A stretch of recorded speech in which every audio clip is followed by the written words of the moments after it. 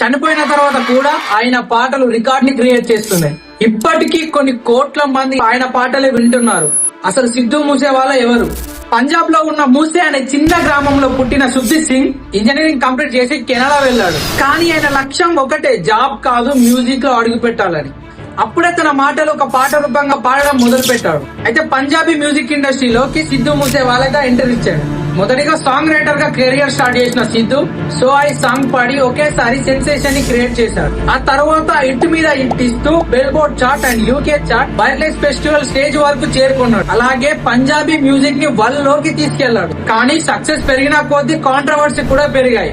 Politics లోకి entry ఇచ్చాడు. Gun culture మీద విమర్శలు, అలానే గ్యాంగ్స్టర్ మధ్య పగలు కూడా పెరిగాయి. అయితే పోలీస్ ఇన్వెస్టిగేషన్ ప్రకారంగా ఆయన గురించి నెలల పాటు గమనిస్తూ అటాక్ ని ప్లాన్ చేశారు. 2022 మే 29 సిద్ధు మూసేవాలా సెక్యూరిటీ లేకుండా తన కార్ లో బయలుదేరాడని ఇన్ఫర్మేషన్ తెలుసుకున్న గ్యాంగ్స్టర్ గ్రూప్ తన కార్ నే ఫాలో అయ్యారు.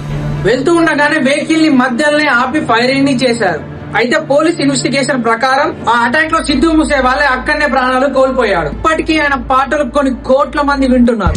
ఆయన పాడిన పాటలు ఒక్కొక్కటిగా వింటే మనలో రక్తం మరిగే ఫీలింగ్ కలుగుతుంది. అయితే మీ ఫేవరెట్ సిద్ధు మూసేవాల సాంగ్ ఏంటో కమెంట్ చేయండి.